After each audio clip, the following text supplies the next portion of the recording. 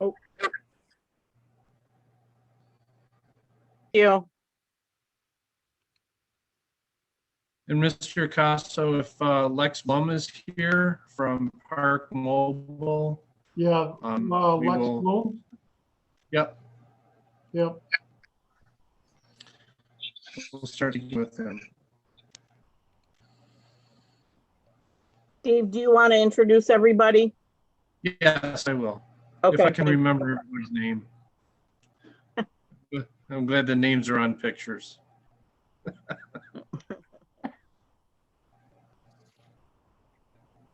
Good evening. Hi, Lex. Thank you for coming. Sorry about the delay. Not a problem.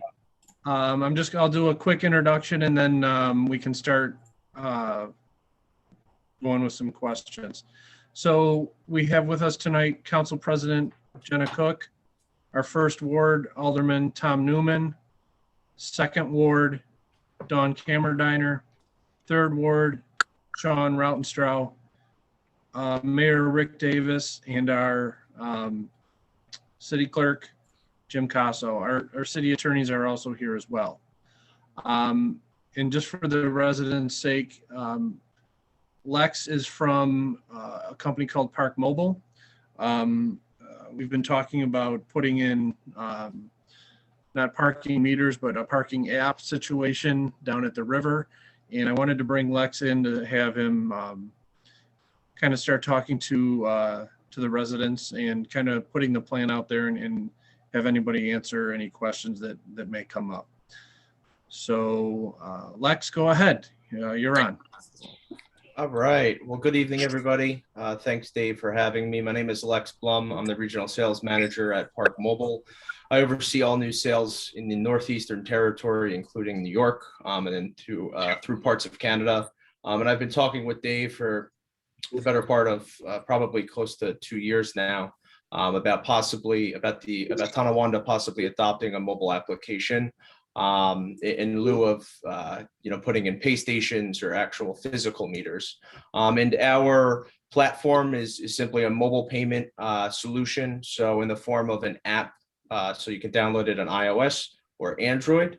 But we also have other ways to pay for parking. So it's not just app-based. You can pay via a 1-800 IVR number. It's an automated system. You can go on mobile web. So by going to our website and creating a parking transaction that way, you can create a parking transaction through text, through QR codes, and then through partnership with Google as well. So there's a variety of ways to pay for parking, and we work with over 450 cities and municipalities nationwide, both big and small, to create unique solutions that meet their needs.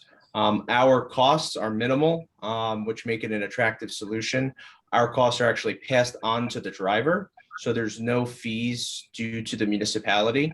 We charge a small transaction fee. It's 35 cents per transaction. So to give you a scenario, if parking costs $5, somebody using Park Mobile would pay $5.35. Park Mobile keeps 35 cents, and then we remit $5 minus credit card processing fees back to the municipality. There's no cost for signage, marketing, implementation, setup, hosting, maintenance, none of that. It's just that 35-cent transaction fee, and it only happens when somebody actually uses the app. There's no monthly minimums as well. So if it's just seasonal and you're using it during the spring and the summer, you don't want to charge for parking during the winter months, that's not a problem with us. We only make money when people are using the system. So that's it in a nutshell. And I know David mentioned there might be a couple of questions that have come up. So I guess I can open it up to the floor or pass it back to you, Dave. Yeah, I think the biggest, thank you. That was a great explanation. I think the biggest concern is we don't want to, our residents pay taxes to upkeep the parks and where they park. So we don't want to have this levied as even a 35-cent, a tax on them. Is there just for the good of the order, is there a way to whitelist our residents so that they could go to wherever the parking, meters may be or the app may be and have them not have to pay? There is a way to essentially whitelist license plate numbers that would create a free parking transaction in the app. However, every time someone uses the app, Park Mobile will still charge 35 cents. And in lieu of, or instead of charging it to the driver, it would be charged back to the municipality. So there's always going to be that charge. Unfortunately, there's not a way to get around that. The other option, which a lot of municipalities tend to do, is offer like a full-fledged RPP program, a residential permit program, where they're either given a decal or a sticker, and that essentially gives them, access to the parking locations. Okay. Yeah, that's what I was hoping to hear, and thank you for letting us know. Does anybody else have any questions? Just a quick one. I just wanted to clarify. So when you speak to the fact that you could do a sticker or a decal, so they would be confident that if they went into one of the parking lots where they charge parking, they would not be ticketed by law enforcement, because it's ultimately up to law enforcement to write the ticket for the parking if they're parked illegally. Yeah, I'm not sure if that's a question directed towards me, but Yes, it is, Lex. I'm okay. sorry. Yeah, how it works with the residential permit program is Park Mobile doesn't really have a part in that. That would be something run separate that Tonawanda would be doing themselves. And it would, like you said, it would be on law enforcement or who's ever responsible for enforcing those spaces to ensure that they don't ticket those individuals who have a hang tag or a sticker or a decal that identify them as a permit holder. Sean, just for a point of order, Amherst does something similar to this. Gotcha. They, it's I think they call it a recreation pass, and it covers parking, swimming, park usage, things like that. It's kind of an all-in-one. When you see that hanging in the car, it's a sticker that it's kind of your citywide pass. No, that makes sense.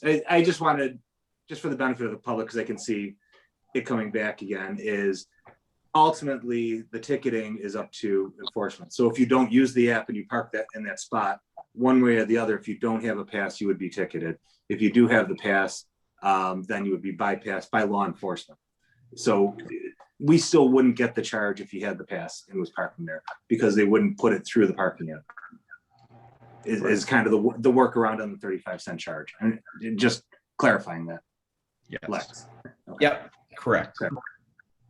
Dave, thanks. That's all. Dave, first of all, thanks for bringing this before the council so we can discuss it. And Lex, thanks for joining us tonight. Can I ask one quick question? My question. I do have a question whenever you're ready, Jim. Okay. I had a question for the city attorney. Now, when the council talked about this, I believe it was 2015, 16-ish, the then city attorney said we couldn't proceed with this because we received federal funding for our park. Is there any truth to that, or do you have a position on that? We haven't researched that particular issue since I've been city attorney. We did look up the issue of whether or not we could charge for parking on city-owned land, and the answer was yes, that we could. But we didn't research the question about the use of federal funds or state funds in the park as a prohibition to us doing that. So that is something we would have to research. If you could check that out for us. We'll be happy to do so. Thank you. Sorry, one more question. I think Tom was first, though. You had a question, Tom? I just was curious how the Park Mobile app connects with law enforcement, so that the law enforcement knows whether or not the app is paid. Yeah, good question. So Park Mobile, we would give Tonawanda access to what we call Enforce. It's just our enforcement portal that would essentially have any verified parker, anyone who used Park Mobile would show up in this back end.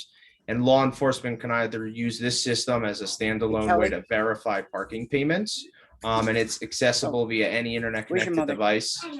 So they can connect via iPhone, Android, tablet, desktop. As long as there's an internet connection, they'll be able to connect, and they can type in a license plate number. They can look up a transaction via that specific zone. So if one of the parks is, if one of the surface lots is, let's say, zone, 1, 2, 3, 4, they can look up that zone and see all the paid parkers within that zone for that time period. The other option would be if you have a different way of enforcing via LPR, or you have your own handhelds, we can integrate to those systems as well to create a seamless solution for those individuals enforcing. I don't want to be on. I'm excited to see him play, how he competes against. Thank you, Lex. My pleasure.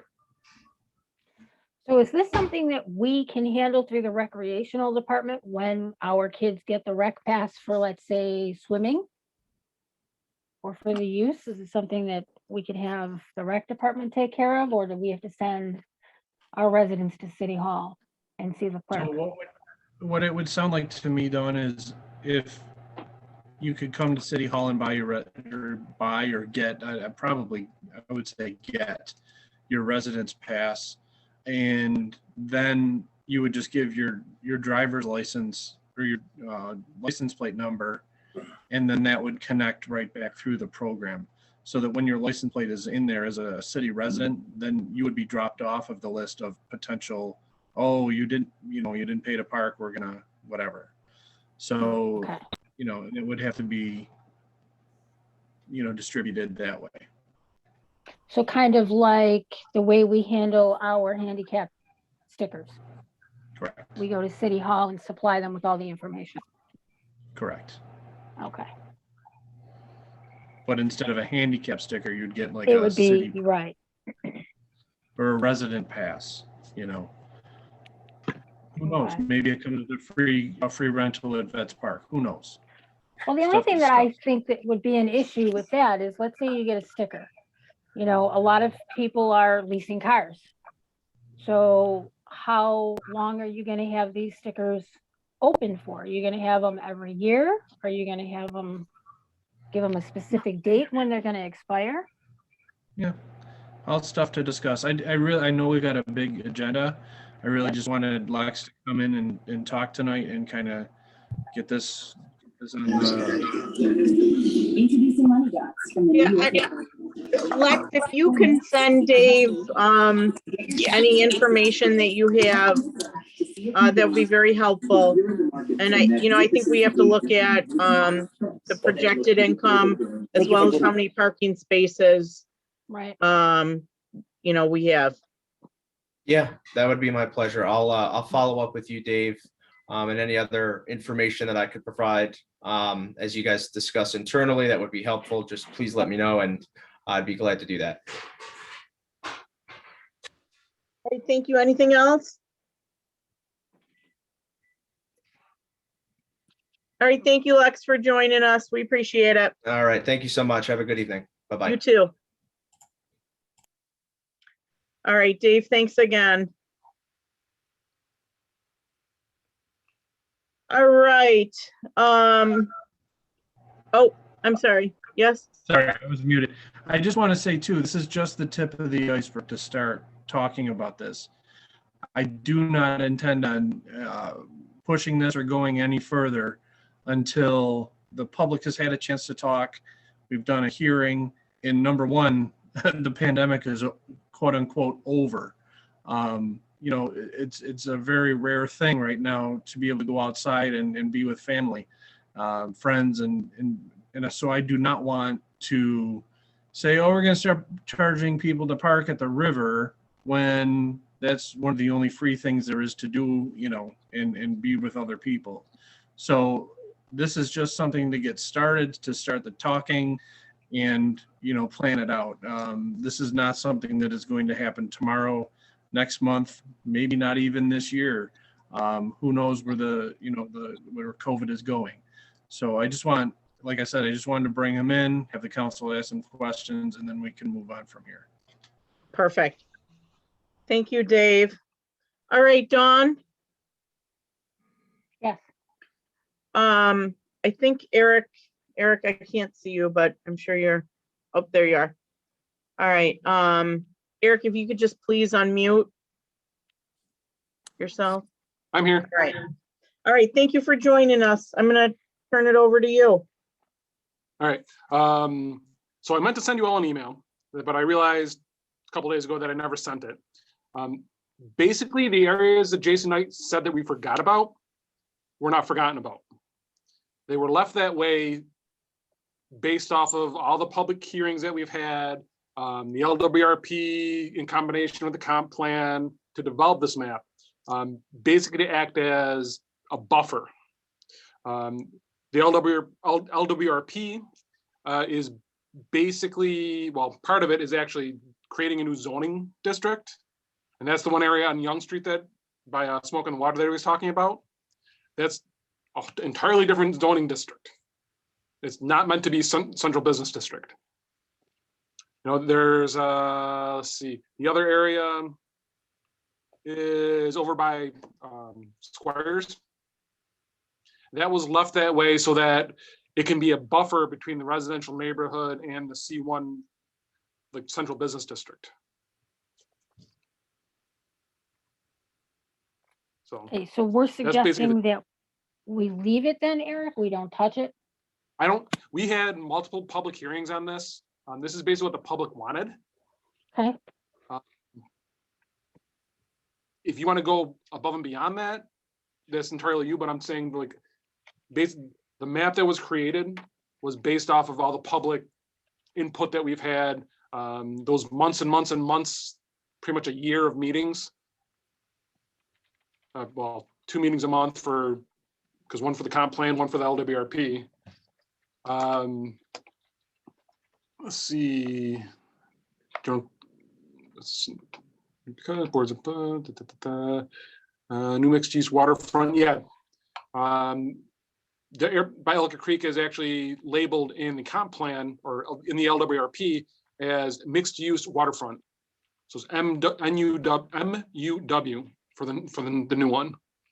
Pointed out outside the general area is considered the central business district, and they were staying CM general commercial. So basically the other areas, I think he included over by Tonawanda Castle, that area. okay, That I'm not opposed if you want to include it in there. It's hit or miss, but like the other two main hit point areas, those should stay. okay. So the parcels, the add-on for the C2, which is over by Smoke on the Water, Yep. you want to keep it the same. You don't want it to change. Okay, Yeah, because the C1A doesn't allow for like you couldn't put a tops there. It's actually not even big enough to put a tops there, right. but like think big box store. C1A doesn't allow for big box stores. C1A allows for basically like Squires type restaurants. Squires, the new Joey's place, once that opens, that level of commercial impact, as opposed to Walgreens, CVS. What actually does CVS even exist anymore? Those sort of places. So the C1A is better for it. The other area is the MUW, which once the state gets done with the LWRP and you guys get to approve it, you've got a whole new zoning district that's going up there. So it's basically just the two areas that are currently labeled CM. So those would be placeholders until this passes through with the LWRP. Yeah. Gotcha. Yeah, basically, yeah, you call it C1, you do all your updates for the C1 district. These two areas, they basically stay the remaining zoning that they are. And then later, when we do the big map, we go through and do the MUW area. We modify Niagara Street to include that C1A because it's also the map that Jason Knight was using. Is not the current map. I don't know where he got that map. Have you had a conversation with him? I've had many conversations, not about this though. Okay. I'm running 10 million different directions right now. There's lots of stuff going on. Currently, that area is labeled as actually C2, so it's has a central business district. The area by Squires and all that. Okay, Basically, yeah, from Niagara, the south side of Niagara between Clinton and Bouck. That little chunk.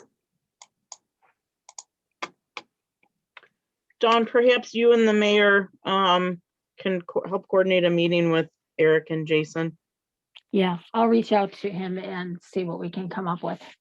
Because I don't want to move forward until we have everything where it's supposed to be. Yeah, and Jason was at a bunch of the comp plan meetings. I don't think he was at the LWRP meetings. He was at one or the other. He was on one Okay. board, he wasn't on the other board. But then again, having him show up to everything, he wasn't there for all the meetings. Right. And All also right, his, I'll reach out to you. okay. Yeah, the reference that he was saying, was asking about Brian Culpa. Brian Culpa would have been the person that was even involved in this. It would have been Who Justin was it? Steinbeck. Yeah, so it was Justin. Like Brian was the boss. Culpa was the boss, Mhm. but the actual person in charge of it was Justin.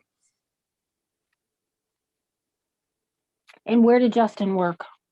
Did he work with CPL. him? Yeah, Clark Okay. Patterson. Okay. All right, because maybe He's- I can reach out to him too. Justin, Jason should know how to get a hold of him. I think they're working together Okay. on other things. All right, and then as soon as I can work a meeting in with your schedule, the mayor's schedule, and his schedule and mine, via Yeah. Zoom or in person. Okay. Yeah. All right. Well, thanks for clarifying that. That's why I didn't want to move ahead with this until you were brought in. No, I got halfway through writing the email and then I got requested to be here. So it was like, okay. And then I forgot about it because I got super busy and realized I never hit send. If you could still All right, send us I accept that the email apology. too. Yeah, no, not a problem. I will make sure it is in proper form. I'll change it from saying good afternoon to good evening. Yeah, All right, any questions Okay. for Eric? I just want to say thanks, Eric, for the other issues that you helped me with, the several emails I sent you today. Yeah, I'll speak to some of that later, but yeah. No, there's 99 addresses that are getting letters. okay, perfect, So, perfect. And I'll speak more to, Yeah, I include base the whole area. good. Yeah. Okay, I appreciate that. Thank you for your help. Thanks, Eric. Yep. No problem. Thanks, Eric. You're welcome. All right.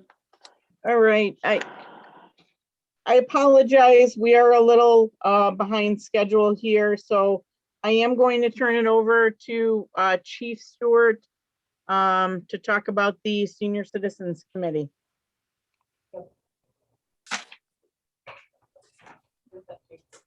Chief, are you with us?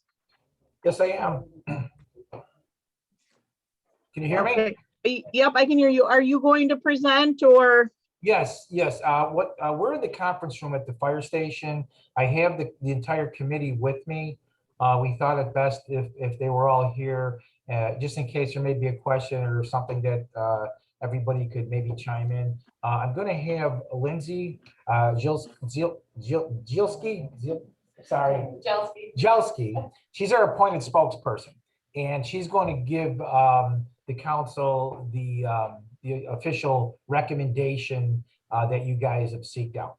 So you Perfect, tell me thank you. when, and we'll put her on. We're ready to roll. Okay. If it's at all, can you hear me okay? I'm farther away. Can you hear me okay? A little bit, if you could just get closer.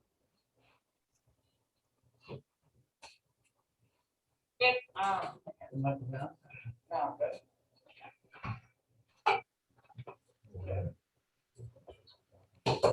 Can you hear me better now? Perfect. Okay, great. So the city clerk is pulling up the presentation. So this is the Senior Citizen Committee. We've been meeting since January. I'm gonna go over almost all of it and then summarize certain parts, but I just want everybody who's on the call to understand where we're coming from. So our objectives were to, one, determine if it would be feasible to reopen at another location, and then determine when and how to safely reopen the center. So the committee has been meeting weekly starting in It started back in January of this year. The committee toured the current location on Main Street as well as a possible new location of the Tonawanda Housing Authority. And over the span of several weeks, the committee met with council representatives and gathered information and had conversations. So you'll see there is the list of the committee members, and the senior center senior board was also involved in the conversation. So just a quick overview so everyone who's involved tonight can understand. The City of Tonawanda Senior Center closed in March of 2020 due to the COVID-19 pandemic and state orders. The center has remained closed since that time. The center serves 400 members and has been located on Main Street for over 30 years and was open Monday through Friday, 9:30 till 4, with additional night hours depending on the events. And for residents and non-residents 55 years and older, a lifetime membership costs $5. There were over 20 programs that were offered, and there were over 10 different services that would come in and assist the seniors. So moving on into our objectives. Again, one was to determine if it would be feasible to reopen at another location. So we looked at both locations separately and we talked about each location. So to remain on Main Street, the positives with Main Street is the ability to quickly bring back our senior center and allow time for the developing of a program to meet their needs, as well as market appropriately to bring in new members. This location also provides many immobile citizens who reside in Tonawanda Towers access to the center. There's also ample parking. There's the proximity to restaurants. There's also the proximity to emergency services, just being around the corner if needed. It's a very large space, so you can host a variety of programs. The supplies and equipment already located here, and seniors are familiar and comfortable with the area. So one of the concerns that we figured that would come up would be the concern is the number of seniors it currently serves compared to the size of the building. So again, our potential solution here would be marketing. Marketing must take place in order to help the population grow. Many seniors do not know what is offered or where the center is located. Historically, there's been very little advertising for a center, and as the program grows, the space will then equal out. So we had listed a couple suggestions as to how we could locally market the senior center, and we'll see those there. Another concern that we decided would be a topic of conversation would be that it is prime real estate. So one of the potential solutions we have with this concern is creating a community center. So a joint center with youth and seniors. We have the opportunity to take full advantage of a large building. So those that don't know, it is 3 floors. And it can better serve both populations with the ability to grow and offer specialized services. So again, it's 3 floors, there's a kitchen, there's a stage, and then there's different rooms in the basement as well as different rooms upstairs as well. It would also offer seniors activities and youth at the same time, and even have shared services. Other potential solutions would be that would be increasing the traffic to the building. You in turn will then increase traffic to your local stores in downtown. Consider renting the 2nd floor to offices for meeting space or outside services. We would also be able to take advantage of the city grant writer who could then apply for grants that this idea would qualify for. You would have your joint services, classes for seniors and youth, equipment for seniors and youth to share, activity costs between both. Seniors can become teachers for the youth, so it would be working on that sense of building community.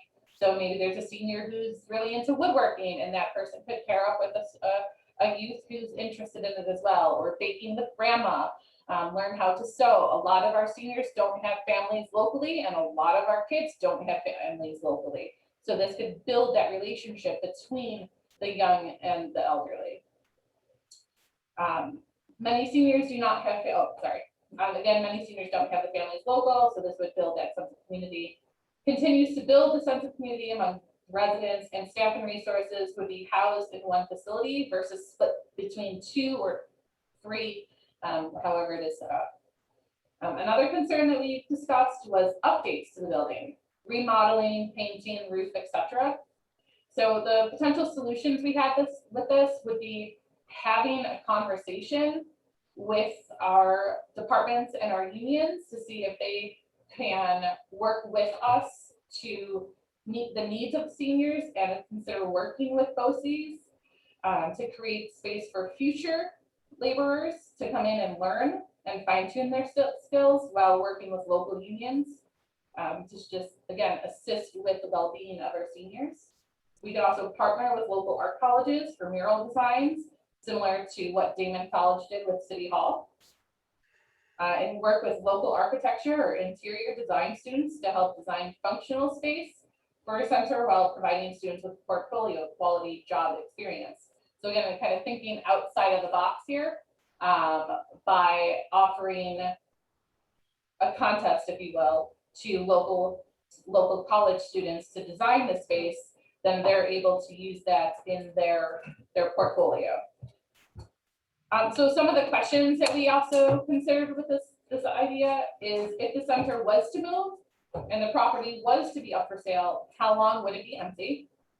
The utilities would still continue to be paid while it is empty, so is it cost effective? What are the costs to run a facility for 1 or 2 more years at the current location to see if these potential solutions can in fact improve the attendance and services as well as activities? So again, now moving on into a new facility, the group toured the Tonawanda Housing Authority. So there's an opportunity to move the senior center into the Tonawanda Housing Authority. This committee was informed of a possibility to have a grant to help with improvements of the building of somewhere between $200,000 to $300,000 sometime within the next 2 to 3 years. The committee did tour the facility along with some members of the council, and the rec department was involved at that meeting. There's also the possibility in the future for space to act as a community center, including the youth and the seniors. So some of the positives to this potential move would be the possibility of $200,000 to $300,000 to use as improvements in the space. Again, it would be closer to a different population of seniors who may be immobile. And if it does become a community center in the future, it is going to be within walking distance to the new Fletcher Elementary compound. And this location of population could also allow for different types of grants in the future. So some of the concerns that we have with this, for the current occupancy is much smaller. The occupancy is limited to 1 room of about 117 people. ADA accommodations do not currently exist. So the cost of remodeling, if it's done by the city, would there be overtime? Are we paying additional funds? If it's done by Tonawanda Housing, does the city have to reimburse them, so forth? Would it be considered a state bid? Because it is, do we have to go through one of their state bidding processes? We are currently moving into the springtime, summertime, so all of our city departments would be working more with the time of year it is. So is it reasonable to believe that they would be able to get this done quickly? Again, it would be intermingling states and city. In the past, the history of Tonawanda Housing was viewed by some as unsafe. We would have to show the seniors that it's no longer what it was considered in the past. And for example, there's great video cameras and security there now. Parking. So again, another concern was the parking. We were informed Dale already has some parking issues because tenants now have 2 vehicles, and they currently are using the lot directly in front of the possible location, which further limits the amounts of parking available to seniors. Hey, Lindsay, I apologize. What- I lost the, Oh, sure. what page are you on? Go ahead, scroll down. What page? I don't have it numbered. 5, 6, 6, I believe. And just right down the bottom towards it.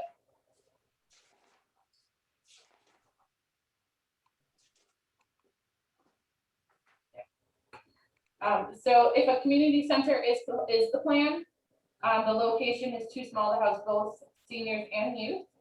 Youth camp is all summer, all day. Where would seniors go? School vacations, where would seniors go? how would the rec department work between Kohler and Tonawanda Housing? The possibility of the money is not guaranteed. So what if those $200,000, $300,000 grants actually do not come through for the building? And then again, without proper marketing, this move would also fail.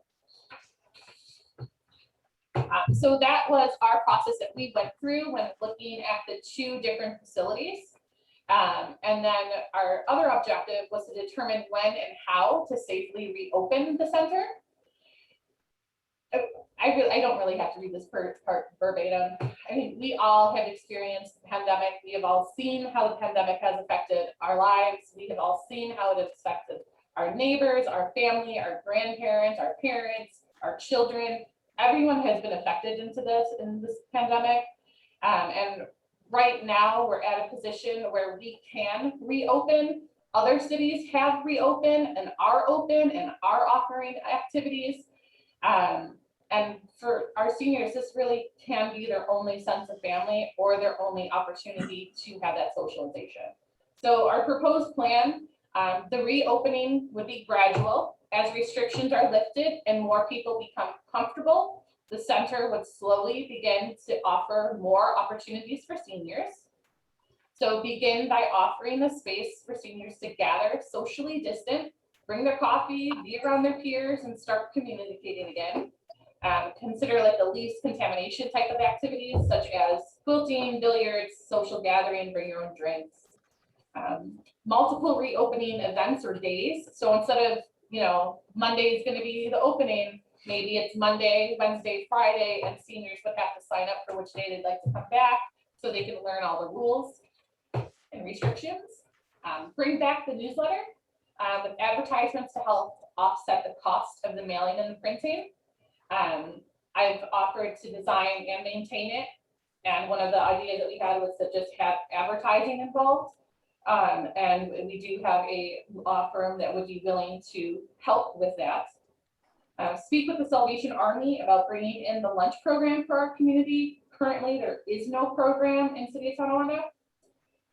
We talked about a possible Monday, Wednesday, Friday schedule to allow for cleaning and the deep cleaning on off days.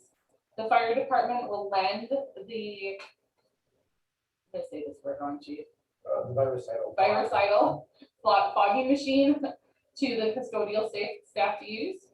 The volunteers are best for cleaning purposes. We've considered a COVID-19 waiver. The belief is that those who are willing to socialize will, those who are not comfortable yet, they're not. And then again, have detailed attendance records, detailed process in place, visible on how to handle potential exposure and the action plan to implement the process. We have the rules posted throughout the center. For example, if a game's used, it has to go into a used bin for 72 hours, mandatory masks, etc. Begin to have the grant writers search for opportunities for seniors or a combination of seniors and youth community grants. And then over time, start to bring back other activities such as cards, dancing, monthly meals, etc. So some of the positives to this reopening and doing this would be that it provides our seniors with the socialization and the much needed mental health and well-being that they need. It would be able to quickly provide services for our seniors. So prior to it closing last year, a lot of them paid for their monthly dinners, but it was never conducted. Again, this would give them the opportunity to get some services again. They're familiar with the property, especially we all have witnessed this through our own doing, our own experiences. Just going out and socializing again, it can be a little awkward. So we're at least going to provide this opportunity in a familiar property. Supplies and belongings and activities, they're already located there. You don't have to worry about moving them. There's large space to socially distance. There's the ability to begin to communicate with seniors as to what their needs and expectations are moving forward with the senior center. So one of the concerns is the cost to reopen the building. A potential solution here would be that the utilities are already included in the 2021 budget and costs would not drastically change. Volunteers, so seniors could volunteer to set up times to volunteer to be there at the location for certain hours to assist in opening. The fire department, again, could lend machinery so the custodial staff could use it. The cleaning supplies could be donations from the city through Facebook and other methods. We could look at other city groups that could possibly use the second floor for storage. One of the ideas we threw out there was a historical society. Maybe they could use it for storage upstairs. And then consider relocating even the recreation department office into the senior center to help offset employment costs. Another concern is simply just a COVID-19 outbreak. But as we are starting to see more activities open, we're seeing that waivers are becoming more popular. So we could use a COVID-19 waiver. Again, we would have that a detailed attendance log, and we would have the cleaning supplies that are available, and maybe even treat it like a gym. You know, this table has a spray bottle and paper towels in the garbage right there. So does that table and so forth. The potentials is this would allow time for Kelly to develop a program with the aid of the senior board. This would also allow time for proper marketing of the senior center with the volunteer help and advertisement sales. This will allow for the newsletter to start circulating again, which would then allow seniors to know that it's coming and the rules for with the reopening. This would also allow for the easier transition for the seniors to come back simply because it is familiar grounds. So moving on into the committee recommendations. Sorry. One would be remain at the current senior center location for at least another year, preferred at least 2 years, and reassess again once society has become more normal in daily life. Our next recommendation would be council immediately motion for funds to be released for the production and mailing of the newsletter. Another recommendation would be that the council immediately motions for funds needed to open the senior center. Again, we would like to have a reopen date of May 1st. Another recommendation would be set up meeting between the committee, the recreation department director and assistant by the 15th of this month. And also then a sixth recommendation would be to create a social media account for the senior center. And then simply just to kind of summarize the reasoning for all these recommendations. Again, it allows for immediate communication with the city and seniors through a newsletter. It allows for reopening information to be shared with seniors. It allows for the society to begin to function in a more normal socializing way. It allows seniors to become reacquainted with socialization and group, allows the appropriate and amount of time to develop a strategic plan of action to accomplish a community center or a move to Tonawanda housing, whichever seems to be decided upon. That would benefit both youth as well as seniors. It allows for employee duties to become more detailed and explored, allows for senior and community input, allows for additional time frame that Tonawanda Housing has stated is needed to find if grants are being provided to add on and enhance their building. It would also allow for the 2020 project at Fletcher campus to be completed, which would then have other opportunities with empty buildings as well as even parking closer to a move. And it, again, allows for proper marketing of services. On the next few pages then, I think you can just scroll down. Okay.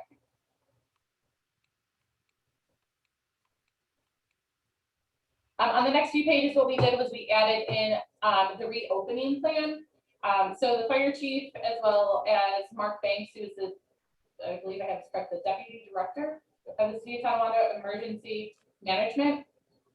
They sat down and created the reopening plan that potentially would be submitted to Erie County, so the center could reopen.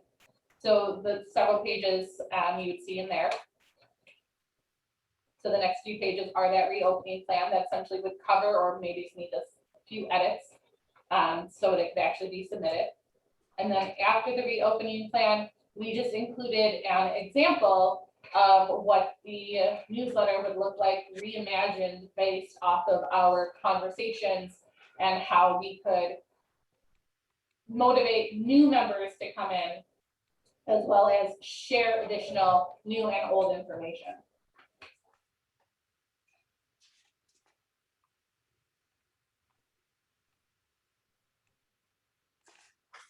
So here's just a quick example of what the reimagined newsletter could look like. Just trying to make it a little bit more engaging.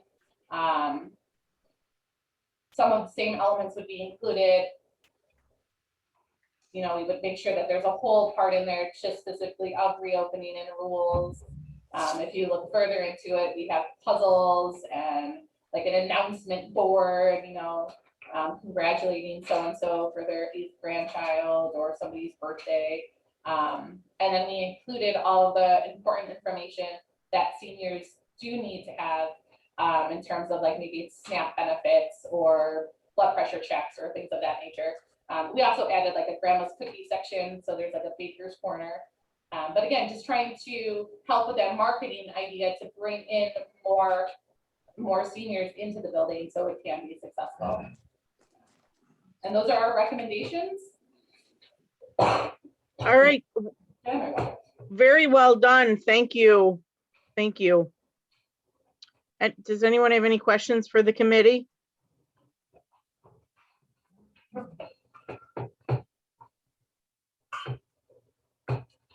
I have one. Did we consider, you know, we have other seniors that don't just live at 5 Main Street. We do have some that, you know, live at Tonawanda Housing. We have the Kibler Building. We have the Highland Building that, you know, do we have a record of any of these locations for residents to get to the location on Main Street?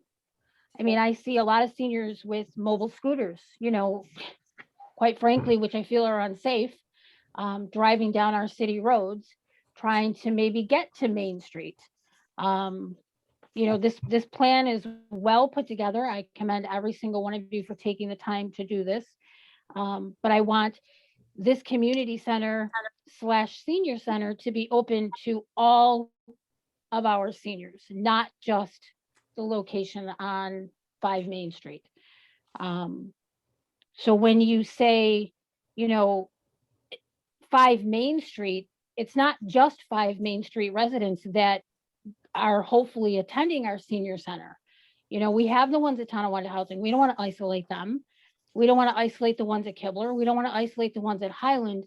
It should be open to all of them. So, you know, I hope you guys took that into account as well. But other than that, I think it's well put together. We do need to set up a meeting with Mandy to get her on board with a lot of this, along with Kelly, who will be seeing all of this stuff going forward. You know, just to I want to answer see your it question, open as much as everybody else. Just to answer your question too, Don, we talked about just getting more people available. And so in the newsletter, we added the Going Places van service. And that would essentially be part of the marketing as well, to allow them to know that this service exists. Because I don't think people do know that it exists. Because, and again, including it in the newsletter allows the people who receive the newsletter to know it exists. And there could even be maybe additional marketing throughout the city that let people know this. But that we did consider that concern. And again, the Going Places van made the most sense, just to include that. And there could always be another way we could add additional ways. And it's also Perfect. And it's also on a bus route, I'm told. And out of the 400 members, there are members throughout the whole city. I didn't pick up what she said. Yeah, I didn't either. She said that out of the there are 400 members, and they do come from all parts of the city as well as out of the city. So you're saying we have 400 seniors that go to that senior center, correct? Is that my understanding? There's about 400 memberships. Okay. Thank you. I just want to speak to the transportation and getting them there. You know, over a year ago, pre-pandemic, we were going to bring in another company, Hearts and Hands, that do some of this transportation services that, you know, they recruit volunteers in certain areas, and they were looking to get into our community. Some of the things were stymied, but I started the process reaching out, and just going to suggest or ask permission to maybe within the next couple of meetings, if I can get them to come on and speak to them more about their services. I think they might dovetail nicely into you know, what we're trying to do here. I do agree with Dawn that we need to make sure this is inclusive. And I think Lindsay spoke to that in a couple of different parts here to advertise and get the word out. And I do want to say thank you to the entirety of the committee for your work on this. Thank you to Lindsay for your presentation and presenting this. I know you've done a lot of work on this too. Just to kind of speak to the whole thing. The presentation was very thorough and comprehensive. It really addressed a lot of my concerns going into this. And I'll admit right up front, you know, I had ideas of different ways to go and different things that we can look into. But you present a plan that kind of lays everything out and definitely makes it worth considering. And it also brings to light the concerns of the senior citizens as well. So, you know, I just want to say from our end, it's thank you for that. It definitely puts it in a good light and is something that's worth giving a try and hopefully sees. Sean, part of the problem, if the senior center isn't open, they can't include anybody. So it's got to get open first. I understand that. And I think that's something we should suggest. If this is something we're going to move forward with, you know, I agree. This is sooner than better if we can. There was a tentative date of May 1st.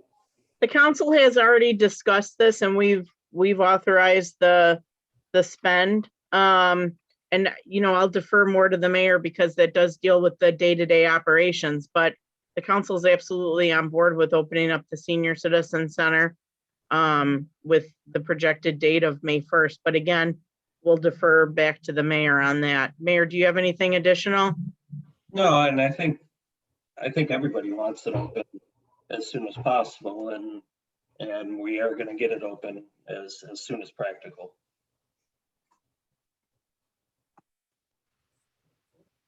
All right, any questions, comments for Lindsay and the Senior Citizens Committee? Thank you all very much. We appreciate you. Absolutely, thank you. Guys.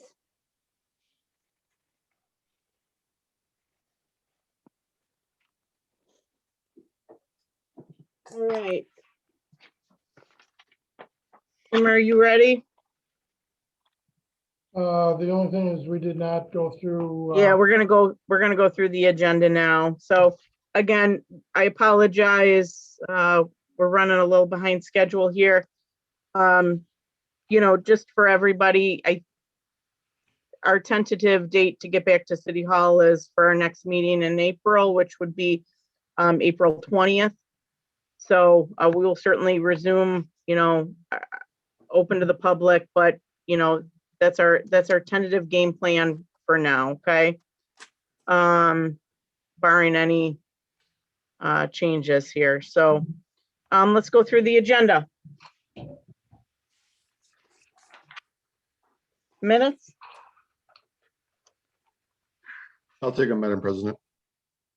Mr. Newman? All right, resolution 2, relative to the ethics board. We want to do that as a whole? We can. I thought Mr. Milam said something. I'm sorry. No, I did not say anything. I'm okay with council. Council as a whole? Mr. Rounstrau? I'm good with that one. Okay.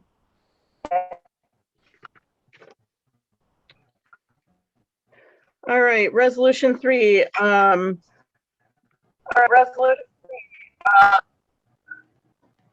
The ethics. Modifying the procedures. Madam President, this just to let everybody know, this is to reestablish the ethics board, correct? This fine tunes what the process is. It gives it some scope and direction. Correct. More detail. Correct. I'll take it if nobody I can wants take it. it, Madam President. Okay. Ms. Cameron Danner?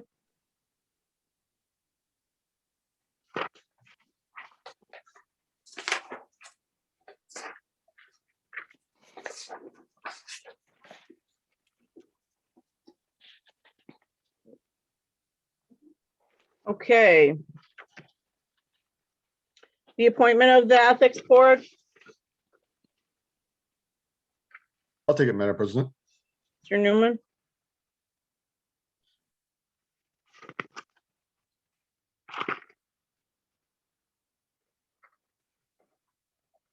All right, with no objections, I sponsored Resolution 5 with the special events application.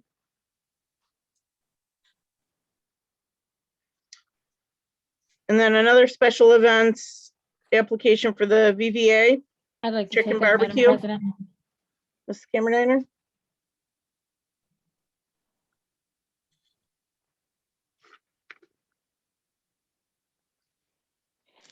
Okay. Next resolution is the appointment of the vacancy of the Board of Assessment. I'd like to take that, Madam President. Mr. Rautenstrau.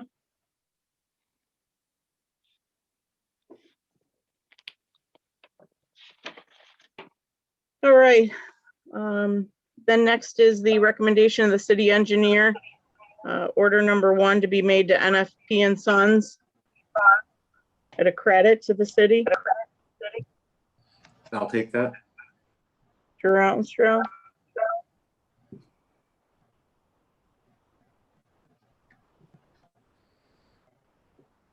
And then does the council want to take the East Niagara pedestrian bridge, or I'm sorry, Mr. Newman, you wanted that one. Yes, please. Thank you, Madam President. Mr. Newman. Okay, let's go around the room. Mr. Newman, do we have anything? Jeez. No, not really. I mean, I know we got, I'm getting, you know, you start getting the sidewalk. Wow, what's the feedback? Not really. I know what's I apologize, I'm trying to find. So we're gonna start getting a lot of the sidewalk calls from the residents. I passed one on today. You know, it happens after winter, you get the frost and sidewalks heave and, you know, so just gotta deal with them. Either gonna patch them or replace them, so they're gonna start compiling the list, I assume. Other than that, I really don't have anything else, Madam President. Thank you. Thank you, Mr. Newman. Ms. Cameron. Hi, thanks. So a couple of things. I'm still waiting for Mandy to respond back to an email that I had sent her on Kohler Pool. I haven't gotten anything back from there. The traffic and safety, Tom, I'm sure you saw the email that I had forwarded. They are suggesting, they have approved it, to move the sign on Canton Street by consumers. So I'll work with Jim because we have to make an ordinance change as long as everybody's on board with that. So we can get that going. The other, That was published. it was published, perfect. Thank you, Jim. And thank you, Don. You're welcome. The other thing that they had discussed, again, unfortunately, the last meeting that they had, I wasn't able to make it because we had a council meeting. There is some foliage that is at the intersection of Wheeler and Hackett that needs to be trimmed to improve the sight line. So I'm going to reach out to Mandy and see when they can get that taken care of. The other thing, Sean, I think you had brought this up today about a sign that is missing. Yeah, Captain Foles reached out back to me, but Okay, perfect. please go ahead. It was for the benefit of people in Niagara Shore. The sign, the do not block side road was knocked down due to a hit and run, and it's intended to go back up. I know a few people have reached out, among other things, but in regards to that, because it was impossible getting in and out with that down. So, you know, if I can request to have that escalated if possible. Perfect. They had also noted that there was a few signs that were faded that needed to be addressed, mainly like Ellicott Creek Road near Daniel Drive, the diamond warning signs on Young Street between Alexander and the CSX northbound. The no standing sign at 43 Delaware is faded. There's also one that is missing on Park near Highland. So we're gonna see what we can do to get these addressed and get them back up there with everybody that's out on the bicycles lately. You know, I'd hate for anything to happen, especially over on Young Street. And we have to make, as we all know, the signs for CSX Bridge accessible and really seeable so people don't run into the bridge. Their next meeting is the 26th. I will be able to make that one. So if you guys have any issues that you want to bring up to me, please let me know and I will go on. The other thing real quick, the LDC. So I received an email. We are all aware of the legislation that was just passed for the marijuana, the recreational. You know, I haven't read the law, so I'm not up to date on it yet. But I guess we only have till December 31st as a municipality to come up with a law if we want to allow the sale of that in our city. You know, it's a revenue that the city, I think, would benefit from. We already have the CBD joint that's on Main Street, which is awesome. Great little location over there. So we need to start that discussion as well, moving forward. I also had a resident reach out to me. I guess this has been an ongoing issue in the city for about 10 years of testing that's being done on your laterals at your homes. The homeowner has not given permission for this third party to come on their property. Said contractor came onto the homeowner's property and damaged it and has reached out to numerous offices throughout the city. So we need to figure out how we're going to handle this. You know, this homeowner now has damage on his property that he didn't authorize these people to walk on there. And I don't know as a city that we can just allow these third parties going on your property in the front of your house to do testing on your laterals. I mean, I don't know if that's something that Mike Rua can possibly just chime in and let us know that that's something that is legal or not legal. Yeah, John, we can look into that and figure out why the third parties and whether or not they're our employees or our agents. Okay. We'll let you know. Perfect. Perfect. Thank you so much. Other than that, I think I'm all set. Tom, just to step back on you for the sidewalk issues. You know, a lot of the sidewalk issues that we're dealing with, I've been sending emails back and forth to our Parks Department. You know, it's an aging population with our trees. I hate to see trees cut down. Trust me, we need them. But there's a point where we say enough's enough. How much money can our residents continue to, you know, take on? You know, these trees, the roots are getting into our sewer lines, our aging sewer lines nonetheless. You know, again, I've said it numerous times, we're sticking, you know, oak trees in a location that should never have been planted there. They need to be addressed. And the answers that I'm getting from our Parks Department, I'm not happy with. I get where they're standing at, but it does need to be addressed. And that, again, has a lot of issues with our sidewalks. So that's all I have, Madam President. All right, thank you, Ms. Cameron. Mayor, can you please invite Mandy to our next council meeting, which will be April 20th? Sure can. So we can discuss the opening of Kohler Pool, discuss some of these concerns that Ms. Cameron raised. In addition, can you put Ms. Cameron in touch with Jason to talk about the lateral issue that resident experienced? Yeah, if Don could send me just an email with the homeowner's address and stuff like that. You know, I'll talk to Jason in the morning. Okay. Perfect, I will do so. When you invite Mandy, we'll be meeting at City Hall. So if she can come to City Hall for that meeting on April 20th. Just let me know what time you'd like her. 7:30, please. Okay.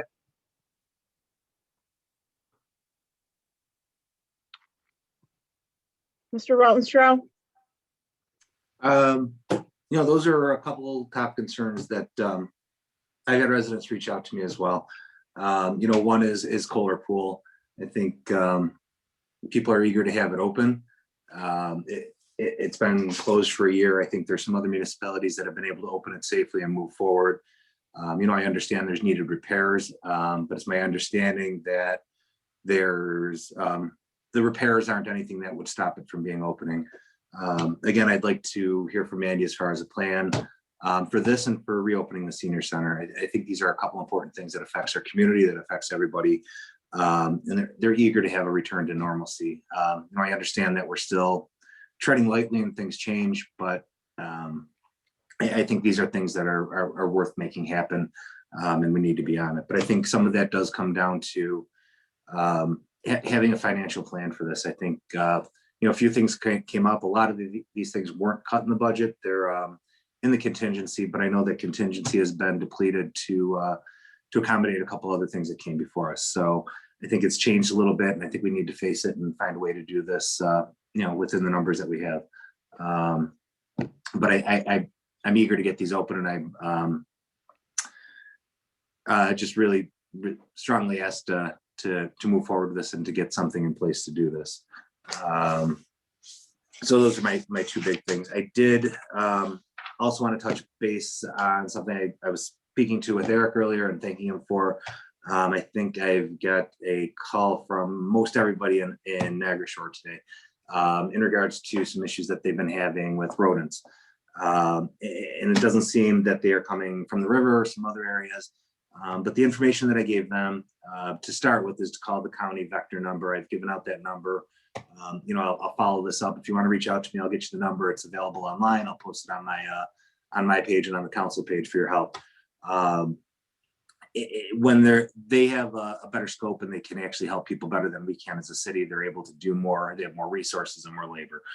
Also, it needs to be initiated by the homeowner. It can't be initiated by the municipality. So I think that's an important thing to bring to your attention, bring to the residents' attention. I've had a couple other cases where people have reached out and they've been very helpful.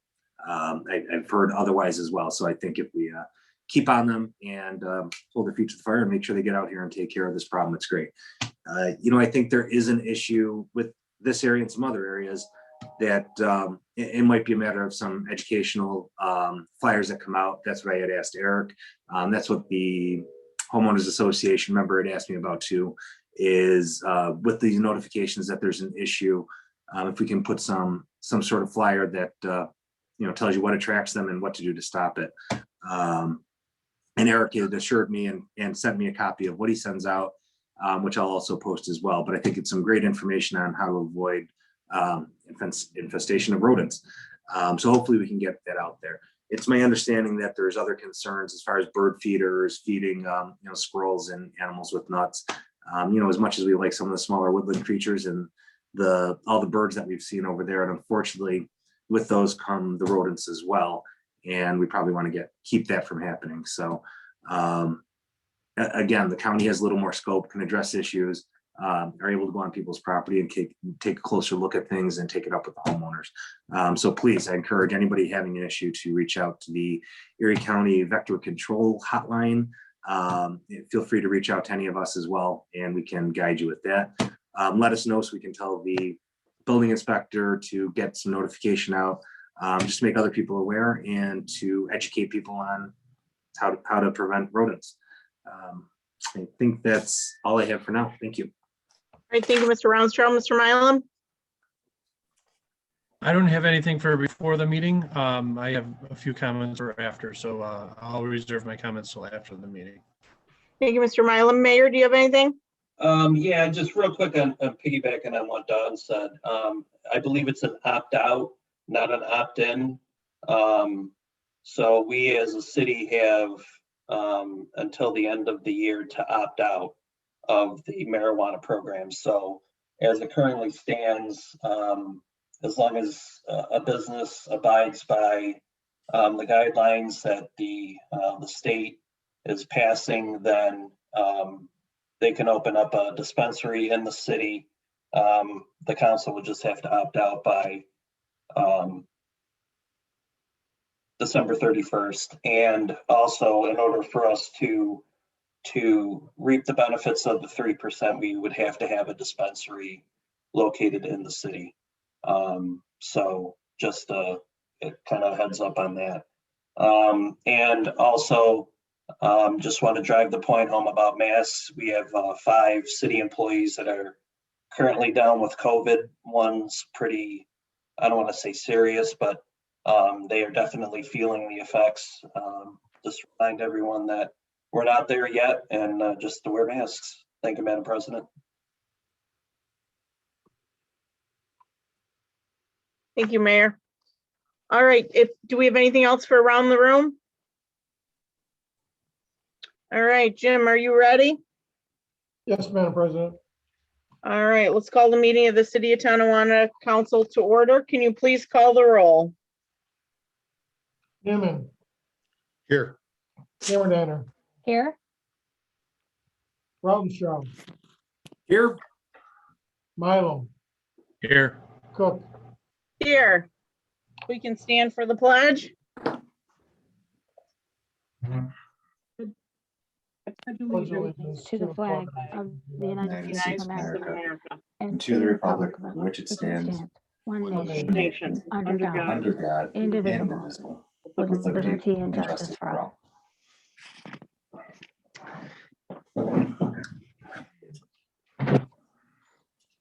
Let us pray.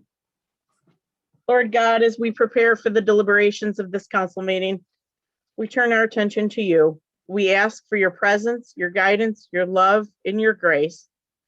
Please bless Council President Cook as she leads our meeting. Bless each council member as they represent the people of our great city. Bless the mayor with wisdom as he leads the city we love in the place we call home. We ask your protecting hand upon Chief Stewart and Chief Strasburg and the members of their departments.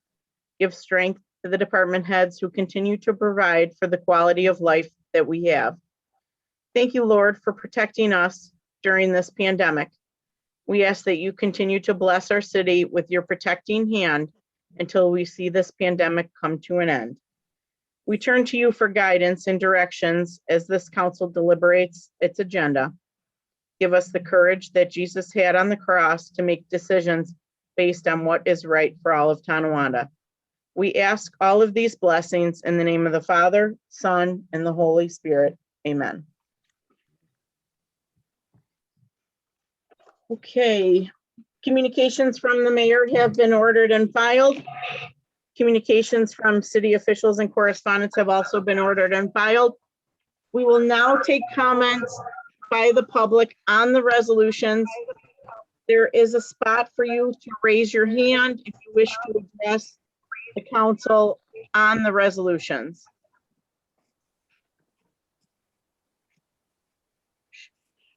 Sean, can you hear me? You're looking. Oh, no, somebody had made a comment. I wasn't sure about it. That's all. Okay.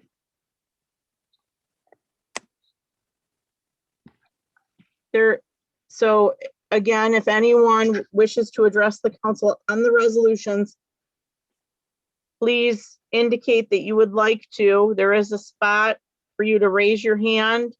We will unmute.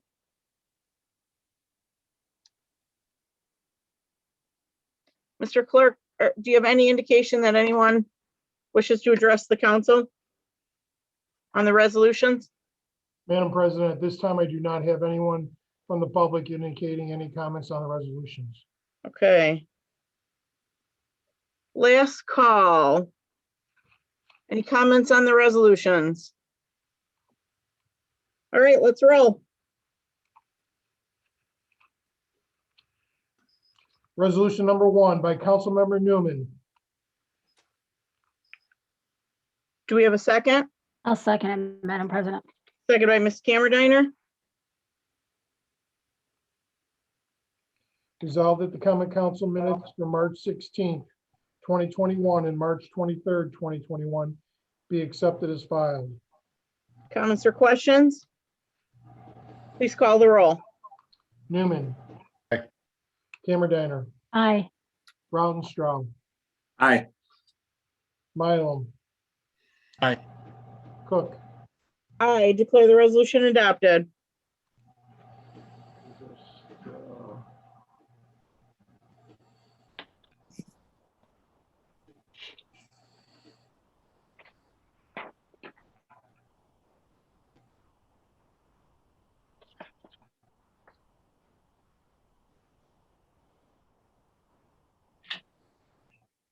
Resolution number 2. Madam President, I was trying to bring up the agenda for the share for the public, so Oh, okay, I can wait. We can wait. just give me 1 minute.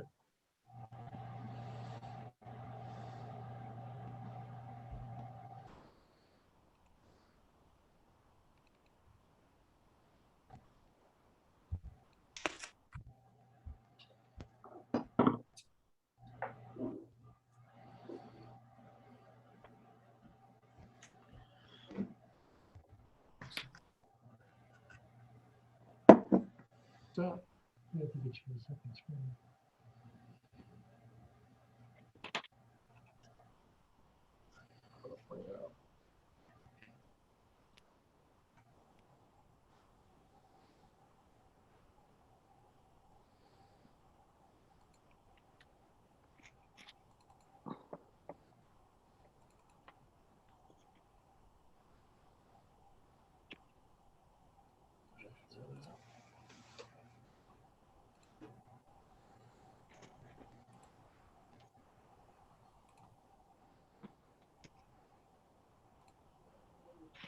There we go, Madam President.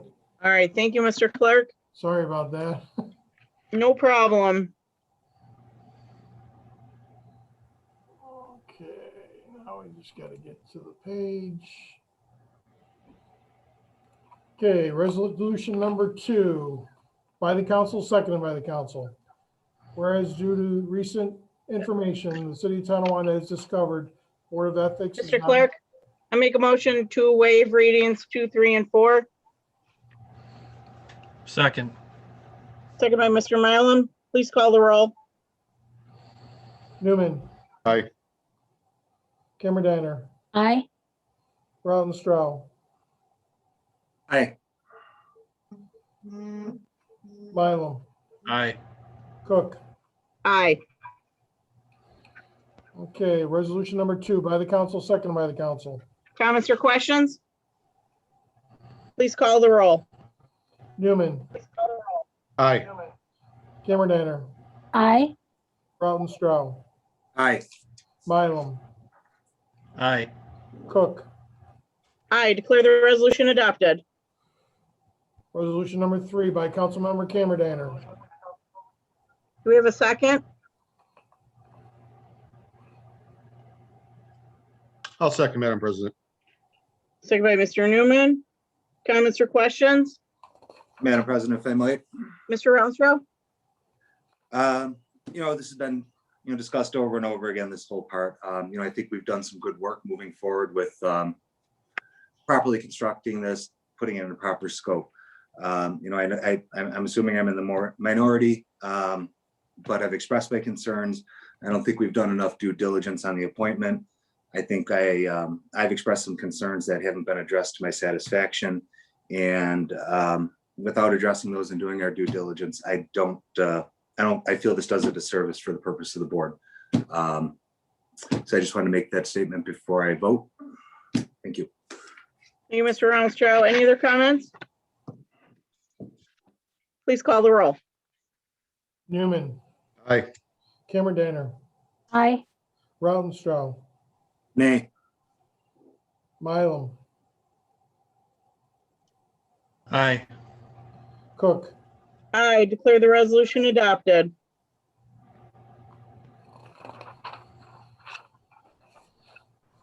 Resolution number 4, by Councilmember Newman. Do we have a second? Madam President. Second by Mr. Mylum. Comments or questions? Madam President, Mr. Rounstrau? my comments were more pointed towards this one. I had them in the wrong order. But again, I just feel, that I'm in the minority, that we haven't done our due diligence. I think we've done a great job recreating it and realizing that the old one is improperly constructed. I think we addressed a lot of problems, but I still don't think that we've adequately addressed issues and to my full satisfaction in regards to some of the members appointed. I think we still need to do our due diligence, and I just want to reiterate that I think this is doing a disservice to the purpose of this board. Thank you. Thank you, Mr. Alstrow. Any other questions, comments? Comment? Mr. Newman? Yeah, we've gone around and around about a lot of this stuff. I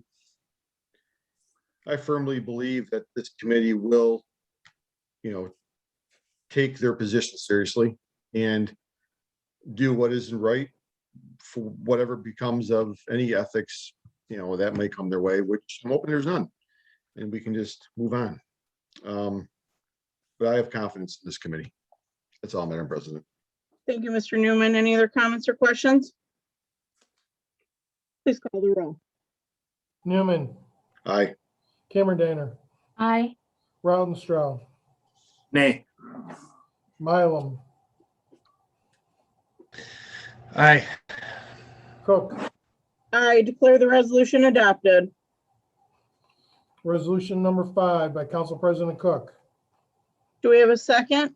I'll second it, Madam President. Second by Ms. Camerediner. Whereas a special events application was received by the city clerk for the 17th annual Art on the Riverwalk. And whereas the application was reviewed and commented on by all appropriate department heads to ensure the safety and well-being of our residents. And whereas all the details of the above named event must be coordinated with the Recreation Director Amanda Loft and Captain Frederick Foles of the Tonawanda Police Department and the event chairperson. Now therefore be resolved that permission be granted to the Art on the Riverwalk to conduct its event on July 11th, 2021 from, I'm sorry, it should be 10 a.m. 10 a.m. to 4 p.m., Mr. Clerk. Yes, I apologize. That should be 10 a.m. to 4 p.m. And resolve that a certificate of insurance be submitted to the clerk no later than July 1st, 2021, naming the city of Tonawanda as additional insured. Question, do we have to amend this resolution? Mr. Rua? Madam President, no, the clerk has amended it. It's obviously a typographical error. And so he amended it verbally, and he'll go indicate on the final written notices that it was amended at 10 a.m. Okay, so no action from the council on that. That's correct. None required. Oh, perfect. Any other comments or questions? Please call the roll. Newman, Aye. Cameron Danner, Aye. Rautenstrau, Aye. Mylum, Aye. Cook. I declare the resolution adopted. Resolution number 6 by Councilmember Cameron Danner. Do we have a second? I'll take it, Madam President. Second by Mr. Mylum. Comments or questions? I'm sorry. I'm sorry, Mr. Clerk. Whereas a special events application was received by the city clerk from the Vietnam Veterans of America, Chapter 77 for a chicken barbecue at Veterans Park. And whereas the application was reviewed and commented on by all appropriate department heads to ensure the safety and well-being of our residents. And whereas all the details of the above named event must be coordinated with Amanda Loft, Director of Parks and Recreation, and the event chairperson. Now therefore be resolved that permission is granted to the Vietnam Veterans of America, Chapter 77, to hold a chicken barbecue on May 23rd, 2021, from 9:30 a.m. to 4 p.m. And resolve that a certificate of insurance naming the city of Tonawanda as additionally insured be filed with the city clerk no later than May 1st, 2021. Comments or questions? Please call the roll. Newman, Aye. Cameron Danner, Aye. Rautenstrau, Aye. Mylum, Aye. Cook. I declare the resolution adopted. Resolution number 7 by Councilmember Rautenstrau. I'll second. Resolved at the recommendation of David Morano, City Assessor, that Tiffany Zier, 125 Elmwood Park West, be appointed to to the Board of Assessment Review to fill the unexpired term of Shirley Conley, which expires on September 30th, 2024. Comments or questions? Please call the roll. Newman. Aye. Cameron. Aye. Rautenstrau. Aye. Mylum. Aye. Cook. I declare the resolution adopted. Resolution number 8 by Councilmember Rautenstrau. Do we have a second? I'll second it, Madam President. Second by Mrs. Camerediner. Resolved at the recommendation of the city engineer, Jason J. Lamonica, P.E., that award of the contract to the Young Street Pump Station Control Improvements Change Order Number 1 be made to NFP and Sons, Inc. at a credit to the city of Tonawanda in the amount of $7,355.50. Comments or questions? Please call the roll. Newman. Aye. Cameron. Aye. Rautenstrau. Aye. Mylum. Aye. Cook. I declare the resolution adopted.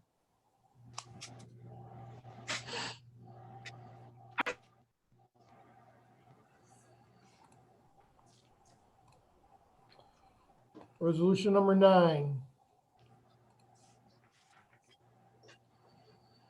by Councilmember Newman.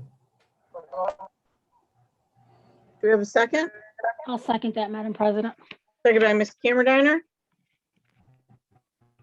Whereas the city of Tonawanda proposes to replace the East Niagara Street pedestrian bridge superstructure due to deterioration, and whereas the city of Tonawanda has determined that the proposed action requires preparation of a short environmental assessment form, EAF, in accordance with the State Environmental Quality Review Act, SEQR.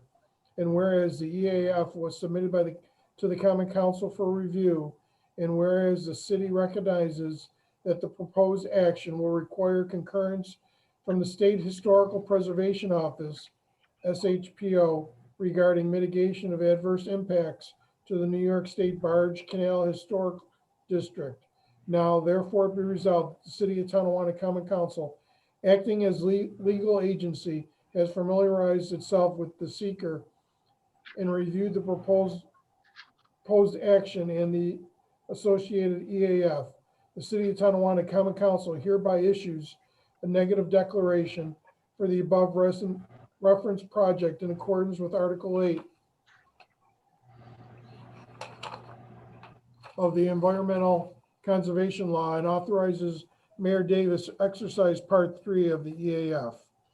Funding fiscal impact is NA.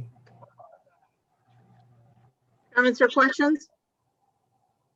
Please call the roll. Newman. Aye. Cameron. Aye. Rautenstrau. Aye. Mylum. Aye. Cook. I declare the resolution adopted.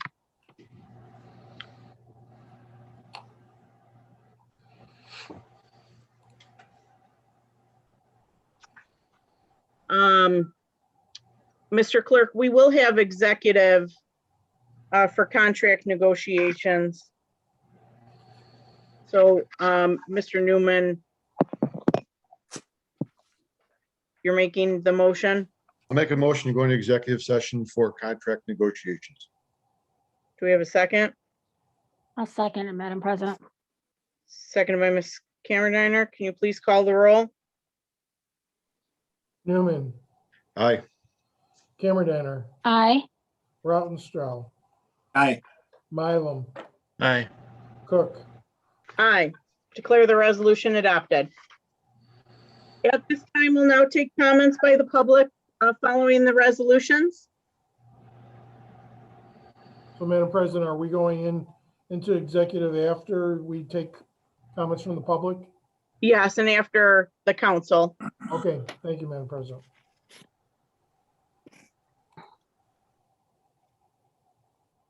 Okay, there is a spot for you to raise your hand, I do have a comment, Madam President. Mr. Clerk. from one of the, Looks like Lindsay Jelski. Lindsay would have to unmute herself. Okay, Lindsay, please unmute yourself. Hi, I just, oh, where we got to speak. Do I have an echo? Slight echo, yes. Yes, Yeah, do that. Can you hear me? yes. Okay, just as the committee just wanted to make sure that we acknowledge Tom Newman and thank him for joining the meetings and helping with some of the data gathering for the senior center. So again, we just wanted to make sure that we did give some acknowledgement. Thank you very much.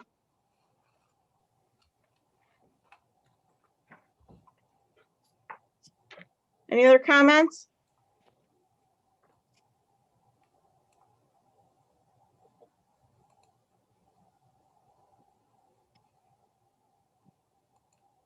Any other comments by the public? There's a spot for you to raise your hand. All right, let's change things up a little bit. Hearing no comments from the public, Mr. Mylum. Thank you, Madam President. Really quickly, I had a resident reach out this week and talk, well, it was a couple weeks ago, and they were talking about the American Legion memorial wall that's up at Veterans Park. And every year they kind of get together, they get a group of people together to rake it out, clean it up, and get it ready for the summer season. And that is going to be, this tentative cleanup is going to be scheduled for April 19th. I'm not exactly sure the time yet. We haven't decided that yet.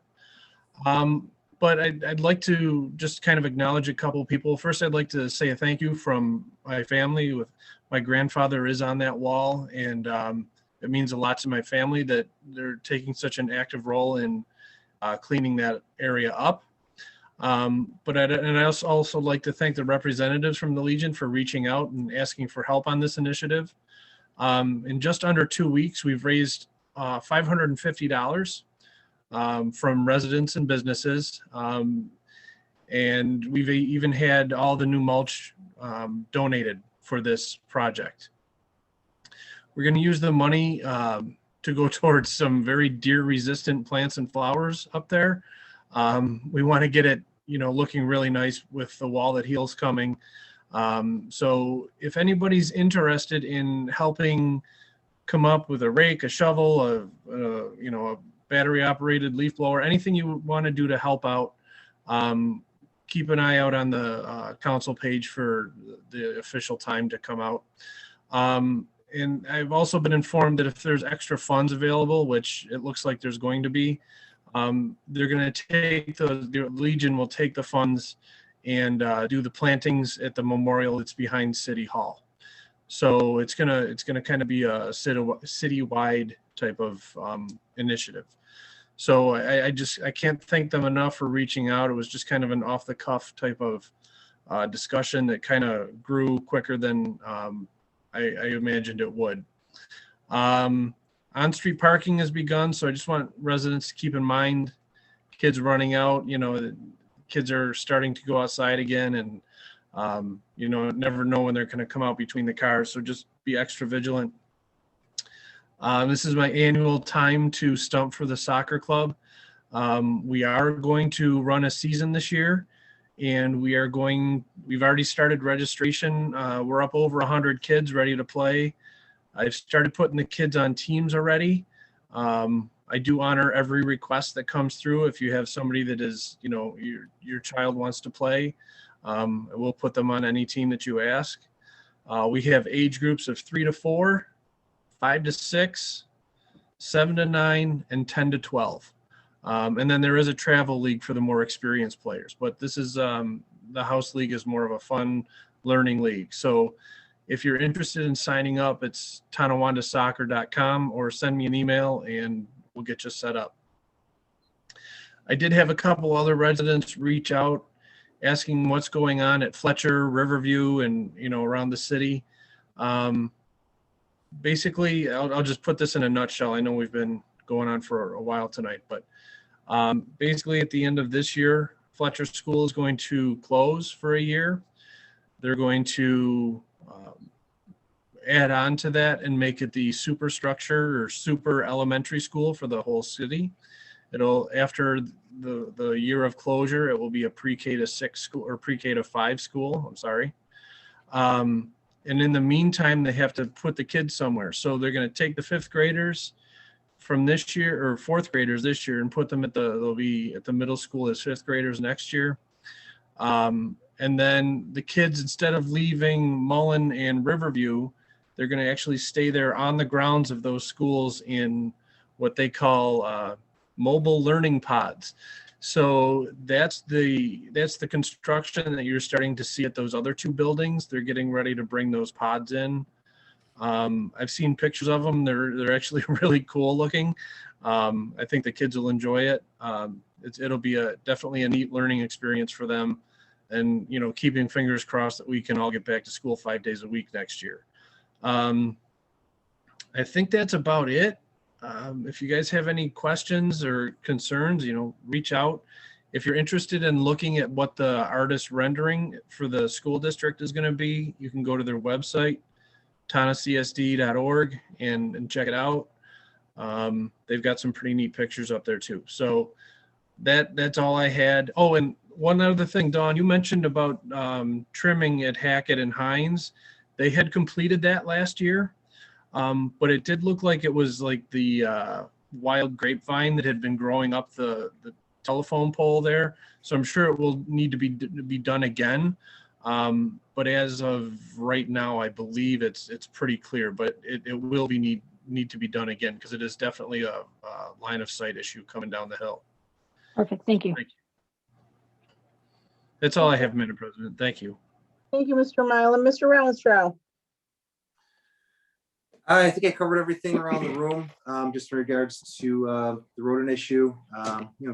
Express my concerns about opening the senior center and opening Kohler Pool. I think it's important to get our seniors and our youth programs back going, and a little feel of normalcy for our city. That's all I have for tonight. Thank you. Thank you, Mr. Rounstrau. Ms. Cameron. Thank you, Madam President. I too want to say thank you to the Senior Citizens Committee. You guys did an outstanding job putting everything together, putting it in a perspective that not only us as council members, but the mayor's office and the residents that either are listening or have reached out to us with getting it back open, along with Kohler Pool. We can't forget our kids. We need to get them back up and running as well. As Dave said, be careful. Overnight parking has started. Kids are out playing. I hear them outside my window now running around. Just be, vigilant when you're driving. Don't be flying down side streets, because they are kids. They will be outside playing. And that's really all I have to say. Thank you. Thank you, Ms. Cameron. Mr. Newman. Thank you, Madam President. I have a couple things. I contemplated whether or not I was going to address, this issue, because I don't want to get any more leverage than it probably already has. But, the mayor had posted some stuff on Facebook. I dislike Facebook as well. And 99% of it was inaccurate. So I'm extremely disappointed in him. And as a leader of the city, he should know better. If I know him better, he should do better. And that's probably all I'm going to say on it. If any resident wants to reach out to me and have a conversation, I'll be more than happy. Probably even meet them in person. Other than that, I want to thank our Senior Citizens Committee. They did an outstanding job on this. This report, they met repeatedly every week, and it was well done. And I'm looking forward to the Senior Citizen Center opening. And that's all I have, Madam President. Thank you. Thank you, Mr. Newman. Mayor? Thank you, Madam President. I'd just like to thank our Senior Citizens Committee. We met back with them a few weeks ago, and there's a lot of thought process and behind the scenes work that really went into this. And I think everybody wants to see our Senior Citizen Center open and open safely. And I look forward to making that happen. Thank you, Madam President. Thank you, Mayor. I too want to thank the Senior Citizens Committee with Chief, Ron, Denise, Lindsay, Norma, Joanne. You did a fantastic job. I appreciate all the effort that you put into this. I did not mean to stop my video there. So I appreciate all the effort that you put into this. When I approached the council and asked if we could form this committee, I certainly was overwhelmed at the response from members of our community willing to pitch in and help and be part of the solution. And my hat's off to you. Presentation was phenomenal. We will work together to reopen the Senior Citizen Center. I want to thank everyone for coming out tonight. I again apologize, we got a late start. As always, you can feel free to reach out to any of your council members. We appreciate the feedback that we've received regarding resident issues, and certainly we will work with you to resolve those as best we can. With that said, the council will be going into executive session for contract negotiations at 8:14.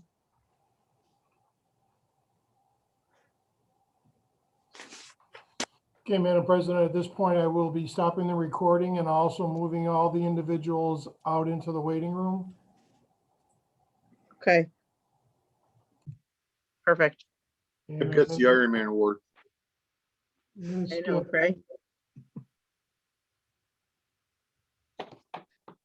Okay, Madam President. Thanks for we're sticking back. around, Skip. Thanks, Skip. Just in time for that award ceremony for Mr. Johnson. Okay. So I want to turn it over to our treasurer about what we got coming down the pipeline. Yeah, I'll make it fast. It's hard to read. It's all caps. They actually call it the cap synopsis. So in 2 weeks, on April 20th, when we get the bond resolutions, they're going to have the headings and the all caps, and then the very long resolution that follows. But you know, for the most part, this is straight off the capital budget. The first one is just the normal $7,000 we bond in roads. We usually receive it in chips and other reimbursements. So we don't actually always borrow the total amount, but we have to bond it because that's the spend. Same with the sidewalks and and concrete, which is the handicap accessible walkways and everything. So we do 130 on the sidewalks and concrete walkways. And that's very consistent from year to year. And again, if we don't spend it, we don't borrow it. So, you know, we pay it back the following year in the band. We kind of keep watching where we're at with that. You did approve some truck equipment purchases with DPW. I believe there's 3 trucks. They reviewed, it was originally 175 in the capital budget. Joe went through, made sure all the prices for the vehicles were updated to be what they currently are. And it was our decision to bring that up to 200,000. And we'll also pick up a welder in there as long as we're doing the equipment. But that's the price of the trucks now, plus a welder is the 200. And again, if he doesn't spend it, we don't borrow it. The fire roof, I guess there's some patching that has to be done on the apparatus quarters. The estimates came back at about 55. That was on the capital budget. And of course, we don't want, you know, if you don't take care of the leaks now, it becomes a much larger project, which is what we're looking at Kohler. And that's the next one, is we have to re-roof the Kohler pool building. There's significant damage. I'm not the engineer, I don't know. But it has to be just redecked, I guess, and a new roof put on. That the estimates came back at about 300.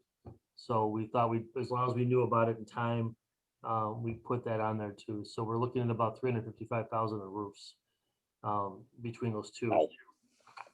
Yeah. Historical Society building, that's the DASNY grant. So again, we're bonding the spend, but the money's gonna come from the DASNY grant if we get the DASNY grant.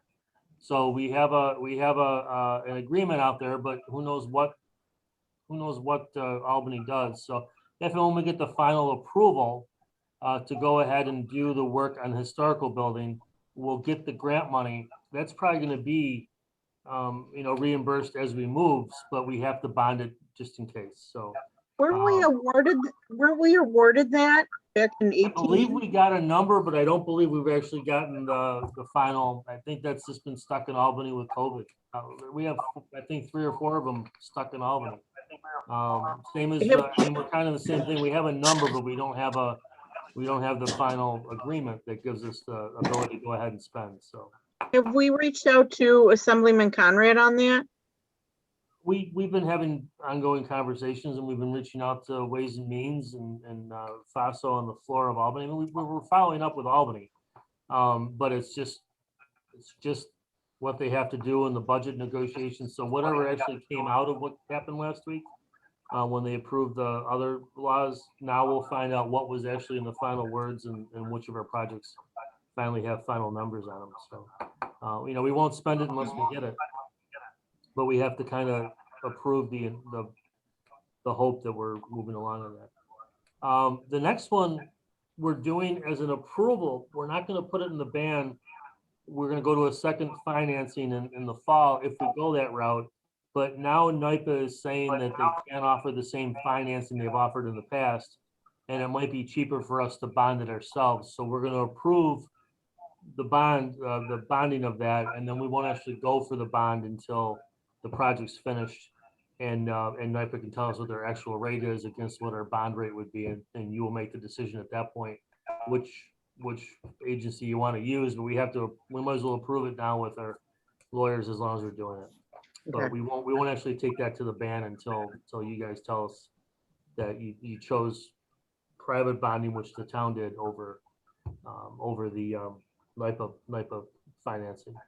And then the last one is another DASNY grant, or no, I think it's DASNY. It's that we also have a number for, but we don't have the final agreement for park shelters and vets for $150,000. So. Was it for new shelters or roofs? That's new shelters. That's actually the DASNY grant for 2 new shelters. Okay. The other money sources for bathrooms and things, I think that Chuck would have to, or the mayor would know more about what's going on with that. So yeah, the 150 is for 2 shelters and a pathway. And then the Tonawanda Coke money was playground, trees, and a bathroom at the vets to go along with that. So that's it for the bonding. If you have questions during the week, if you want to discuss it amongst yourselves, but if there's a problem with any of those, you can start the conversation now or in the next couple of days, but we have to let Alessi know with at least a week's amount of time, because you know how long the bond resolutions are after the caps part. So if we don't want to do one of the bond resolutions, it's best to not have him spend the time typing it up, because we do pay hourly for that legal advice. So We're not waiving those readings, Mr. Clerk. One resolution getting the sniffle, Jim? Well, covers them all. All right. Thank you, Bill. Thanks, Bill. Okay, the water bike resolution.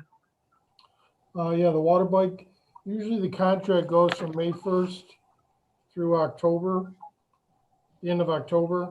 So, and Chuck could probably talk about it, but he is aware of with the dock project that's going on this year. So, well, in looking at contributing to the cost of the docks, we would have to redo the usual agreement that we have over the last, at least probably, I think he's been doing it for at least 15 years. So we would have to alter that lease agreement. And Tom raised up a good point. I know there was a discussion that, I thought it was last year he was going to contribute to the dock project. It was actually 2 years ago. He stated it. Oh, it was 2 years ago. Okay. But we didn't do, I mean, we haven't started the project. But we didn't, right. Okay, so he's committing to 15 grand? Yes. Nice.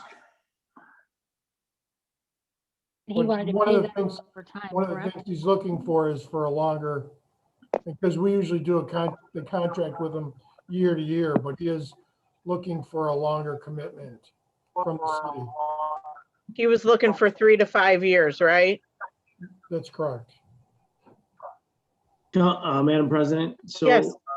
so last year, Jim Chilton, who owns the bike, he ended up taking a significant loss in revenue. And this year with us moving him and he only has a limited amount of space on the canal, he doesn't get to use his bikes or boats. So he's gonna have limited revenue this year as well. So that's why he's asking for extra time to pay the money. And then he was hoping to get a longer contract to help make that up. What's everybody think? I think it's fair. He's been a good patron to the city. Yeah. It brings I'll be people honest. in. Yep, I reached out to the company that runs on Canal Side. And I had a nice conversation with him this afternoon. He is familiar with, our water bikes that we've had here. He's actually come out and rented their electric machines that they put on the water. And he and I had a conversation. He actually signed a lease because I just wanted more information on it. He signed a 5-year lease with them. I mean, this 15,000 we haven't budgeted for. It's not in our budget, so No. yeah. And Chuck, he wanted to pay that in 3 installments, correct? Yeah, that's correct. That's what he was hoping for. And what were the dates or the months? It was May. I don't remember those off the top of my head. I want to say it was May, June, I think. My concern is, this poor guy is going to be probably taking another beating because of all the work that's going to be starting down there within probably the next, month, Chuck, is when they're going to start? Correct. We're just working through the WBE requirements now. And we're Okay. starting to get some specs on what they're gonna supply us, so it should be soon. Okay. Because, the other thing that I was thinking, how cool would it be, and I don't know how feasible it would be, but to be able to use ice bikes if we could get them down there on Canal, on ours, in the winter. I'm not sure if, I have to talk to Scott and actually the fire department, because I don't know how frozen that gets. Yeah, well, didn't we, as a city, it probably wouldn't be the same, but we have that ice rink. Yes.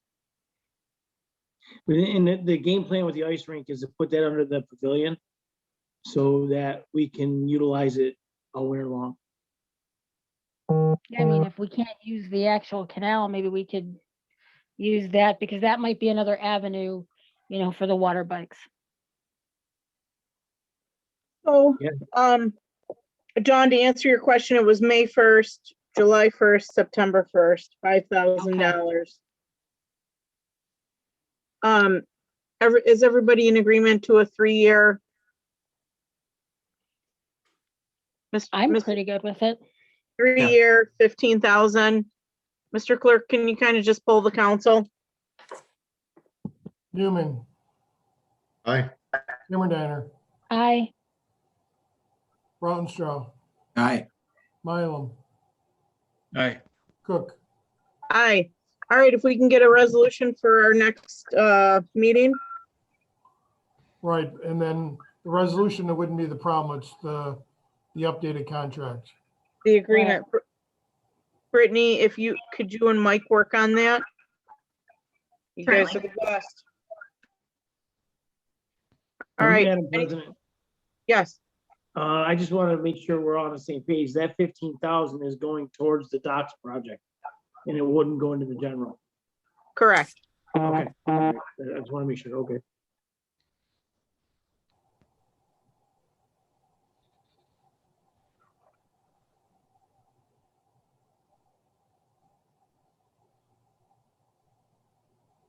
All right, anything else?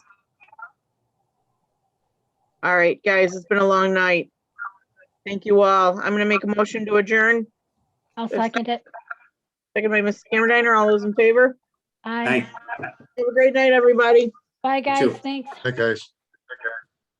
Okay, thanks. Have a great night. Bye, Jim. Thank you. Bye, Skip.